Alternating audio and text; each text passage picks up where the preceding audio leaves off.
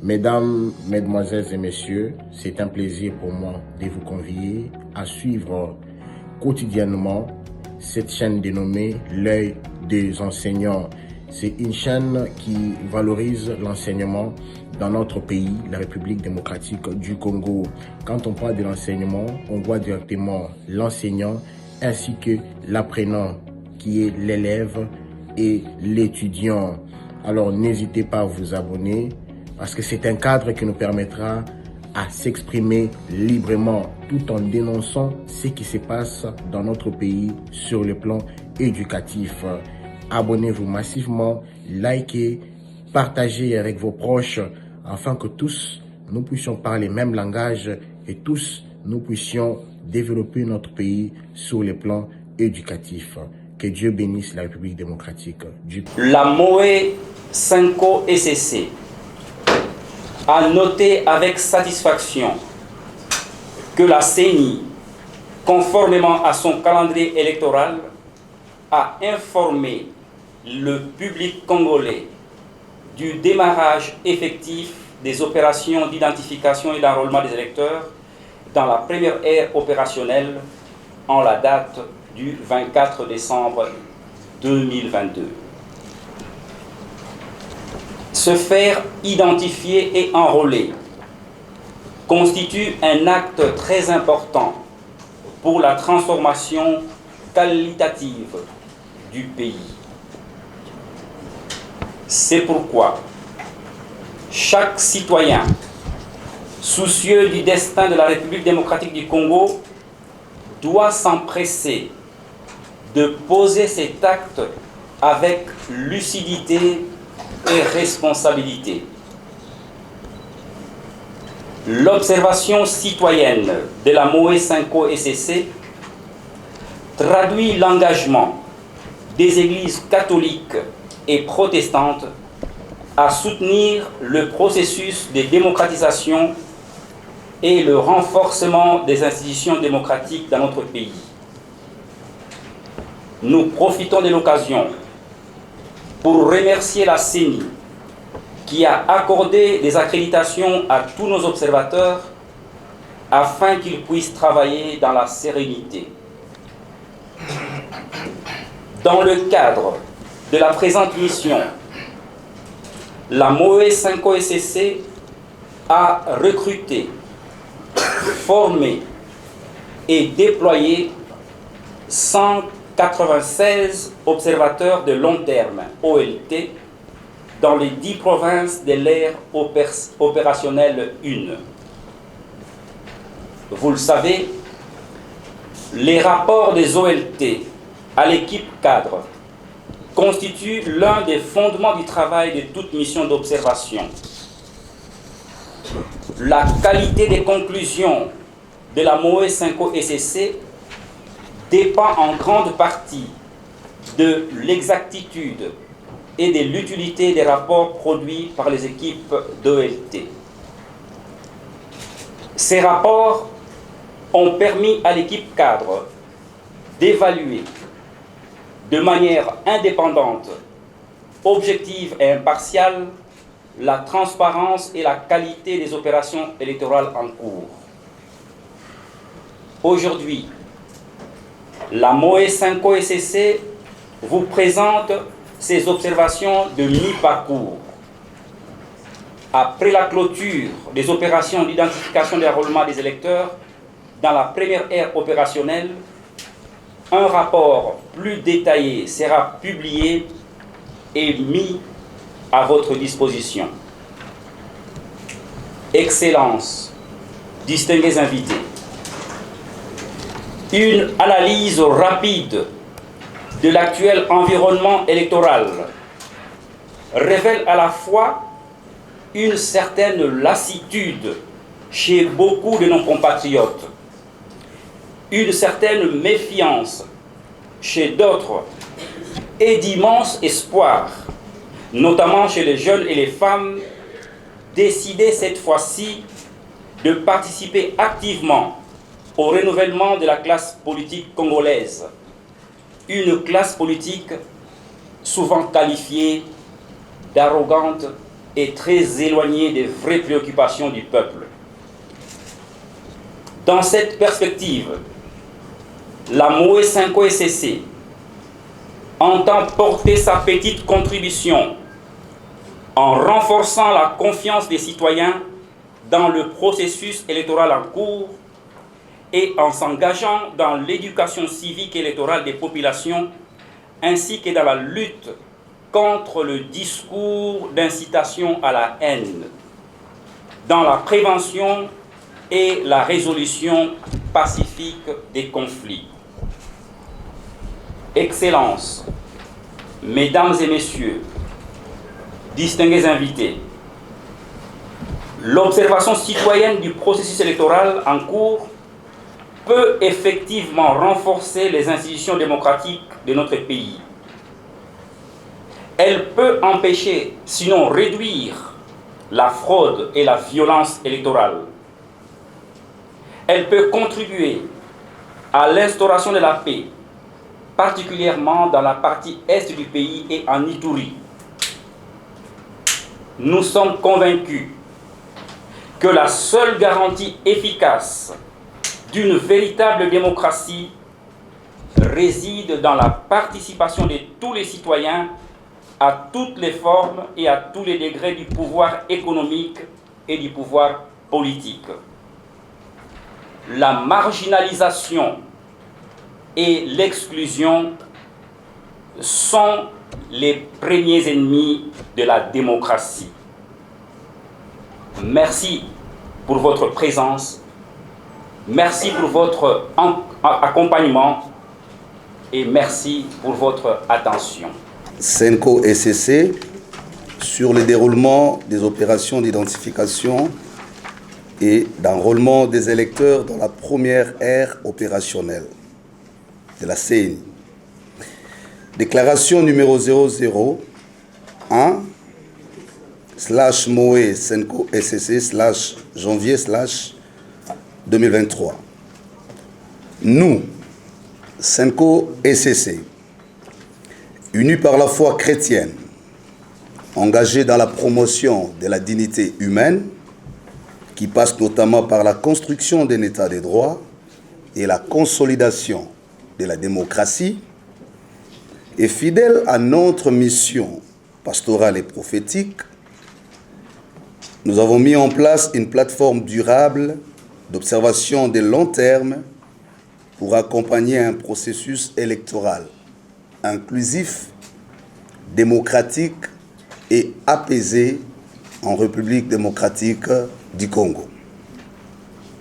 Cette mission d'observation électorale des églises catholiques et protestantes, dénommée MOE SCC Senko, est confiée à leur structure technique Justice et Paix, est une plateforme citoyenne porteuse d'une mission pastorale et prophétique visant à contribuer à la construction véritable d'un état de droit et démocratique, ainsi que l'auto-affirmation de l'identité congolaise.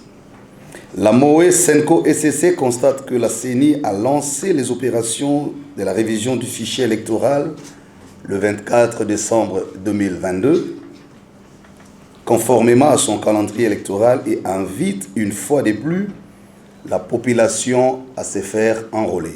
Je voudrais ici placer un petit mot de commentaire avant de continuer, pour dire que toute la différence de notre mission d'observation électorale, Senko SCC, avec tant d'autres que nous respectons, repose sur notre identité en tant qu'institution ecclésiastique et sociale importante du pays. Comme vous le savez, les deux confessions en elles seules représentent le 80% de notre population. Et à ce titre, l'engagement des églises dans ces domaines de la construction de l'état des droits, de la démocratie, n'est pas un engagement subjectif, n'est pas un engagement lié aux événements ou au temps, mais c'est un engagement qui rentre dans notre ligne doctrinale, qu'on appelle mission prophétique. Donc, ce n'est pas lié aux saisons parce que nous faisons les élections aujourd'hui, Mais de la même manière que nos églises prêchent sur la repentance, les saluts, la bénédiction, elles prêchent également sur la dignité humaine, les bonheurs collectifs, la construction d'un état de droit. Voilà pourquoi nous voulons insister pour dire, au-delà de cet engagement qui se manifeste sur terrain, quand vous voyez ces deux églises sur terrain, ce n'est pas l'affaire des observateurs qui sont déployés sur terrain. Vous avez vu des images où des clergés, des évêques, des pasteurs sont en train d'accompagner, mais qui sont eux-mêmes des observateurs sur terrain. C'est pour dire toute la différence que nous avons au niveau de notre engagement. Au-delà d'un engagement institutionnel qui passe par notre doctrine et notre pensée sociale, cela se décline au niveau de nos structures qu'on appelle les commissions justice et paix. Donc c'est aussi dire, ce n'est pas un engagement opportuniste ou opportun, c'est un engagement qui repose sur des structures bien organisées, qui ont été mises en place par ces deux églises depuis beaucoup d'années et qui ont fait plusieurs preuves dans les domaines de la construction de la démocratie, des droits de l'homme, du bonheur, de la résolution des conflits et même de la sauvegarde de la création. Et donc, ceci dit, nous voulons ici attirer notre attention pour dire quand les deux églises aujourd'hui, qui fait la première dans l'histoire des élections de notre pays, parce que depuis 2006, les deux églises n'ont jamais travaillé de manière formelle, structurelle et institutionnelle dans l'accompagnement d'un processus électoral. À la fois, c'est une première expérience et la plus riche de l'histoire de notre démocratie, où nous aurons ces deux grandes forces ecclésiastiques et sociales qui déploient leurs observateurs sur terrain, de long terme, court, jusqu'à moyen, jusqu'à court terme. Et donc, nous estimons que ce processus électoral bénéficiera d'une grande contribution de crédibilisation de ces deux institutions. Et c'est ici l'occasion pour nous de remercier la CNI qui ouvre ses portes pour cette collaboration tant souhaitée. Au total, disons, c'est 196 ou 196 observateurs de long terme de la MOE, SENCO et SCC qui ont été recrutés, formés, accrédités par la CNI et actuellement déployés dans les 10 provinces de l'ère opérationnelle 1 de la CNI pour collecter sur base des formulaires et conformément à un échantillon statistique les données relatives aux opérations d'identification et enrôlement des électeurs, à l'administration électorale et sécurité, à l'éducation civique ainsi qu'aux différents incidents liés aux opérations. Les données ainsi collectées sont évaluées sur base des standards et obligations internationaux acceptés par la RDC par voie de ratification ou autre et du cadre juridique et réglementaire national en matière des élections démocratiques. Du 27 décembre 2022 au 13 janvier 2023, la MOE SENCO SCC a reçu de ces observateurs, disais-je, de terrain, 1674 rapports contenant des faits observés dans les centres d'inscription, dans les bureaux, les antennes, au secrétariat exécutif provinciaux de la CNI, ainsi que les circonscriptions concernées par cette révision du fichier électoral. La MOE SENCO SCC a constaté qu'au niveau des antennes et CEP, plusieurs de ces observateurs bien accrédités ont rencontré des cas de résistance, de méfiance et de refus de partage d'informations dont le chef des agents de la CNI.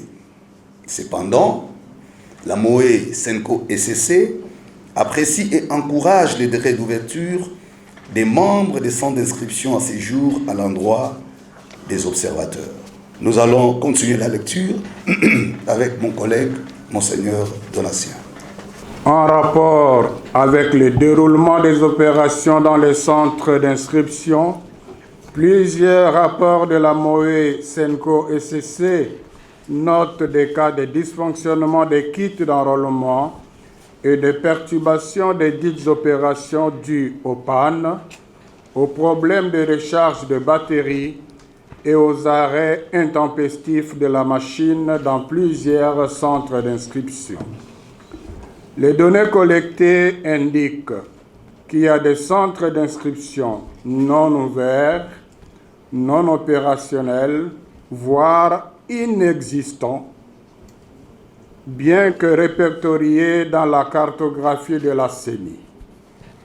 À d'autres centres d'inscription, les listes journalières des inscrits ne sont pas systématiquement affichées, ou encore, s'ils le sont, elles sont arrachées.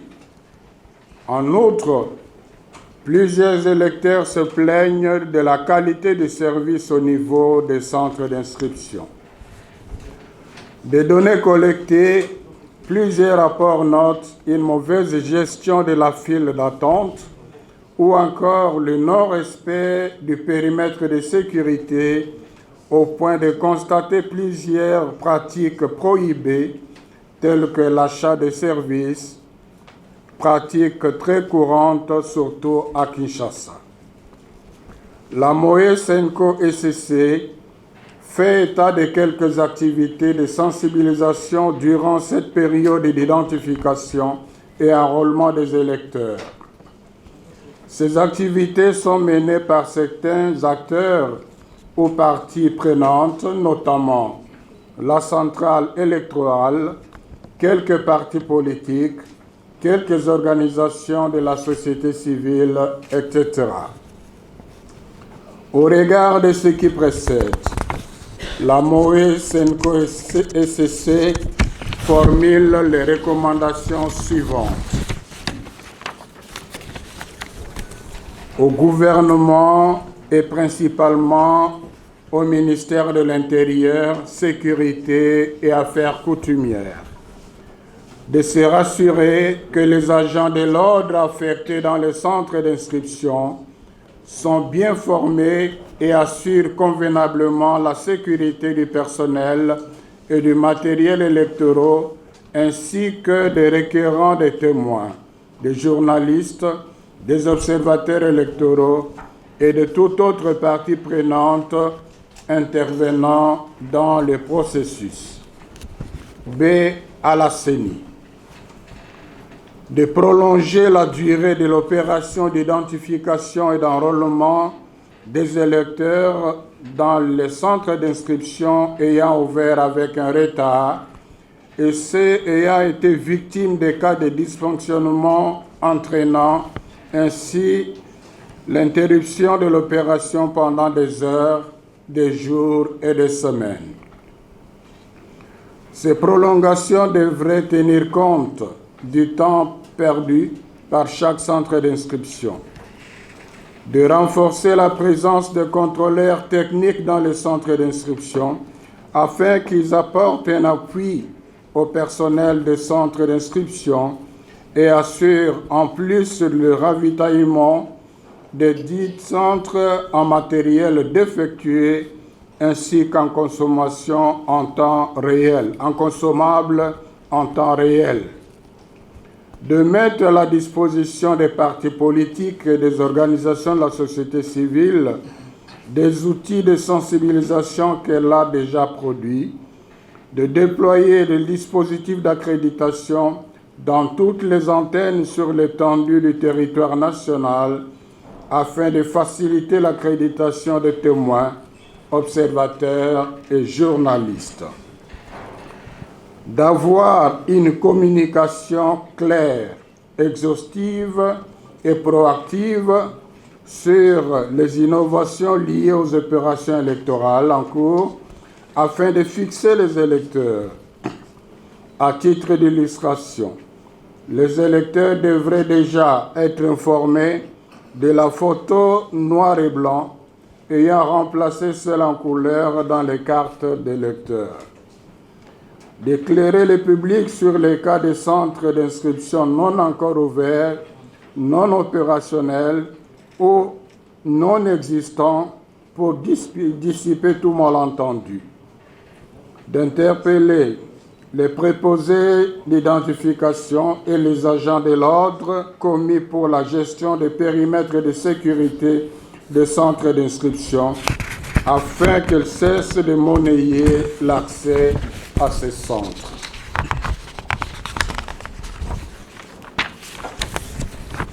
C.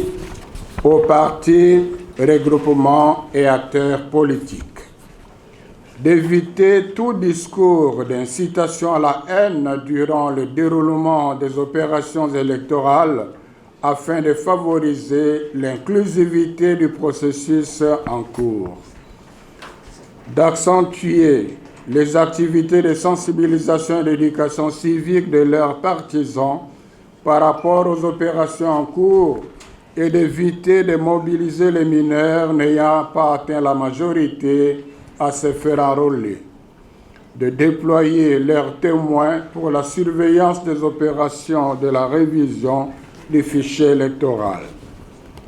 D. Au personnel technique et financier, de mettre à la disposition des organisations de la société civile des opportunités d'accès aux moyens techniques et financiers nécessaires pour une sensibilisation et une éducation civique électorale accrue. Et aux organisations de la société civile d'accentuer les activités de sensibilisation et d'éducation électorale sur le déroulement des opérations en cours, de déployer les observateurs dans les sites où se déroulent les opérations électorales pour ainsi contribuer à la transparence et à la crédibilité du processus électoral. La MOE Senko SCC rassure la communauté tant nationale qu'internationale qu'elle poursuit son accompagnement du processus en cours par une observation électorale impartiale et objective. Un rapport proprement dit sur cette opération d'identification et d'enrôlement des électeurs dans l'ère opérationnelle 1 sera publié dans les semaines qui suivent. Je vous remercie. Mesdames, Mesdemoiselles et Messieurs, c'est un plaisir pour moi de vous convier à suivre quotidiennement cette chaîne dénommée L'œil des enseignants. C'est une chaîne qui valorise l'enseignement dans notre pays, la République démocratique du Congo. Quand on parle de l'enseignement, on voit directement l'enseignant ainsi que l'apprenant qui est l'élève et l'étudiant. Alors n'hésitez pas à vous abonner parce que c'est un cadre qui nous permettra à s'exprimer librement tout en dénonçant ce qui se passe dans notre pays sur le plan éducatif. Abonnez-vous massivement, likez, partagez avec vos proches afin que tous nous puissions parler le même langage et tous nous puissions développer notre pays sur le plan éducatif. Que Dieu bénisse la République démocratique du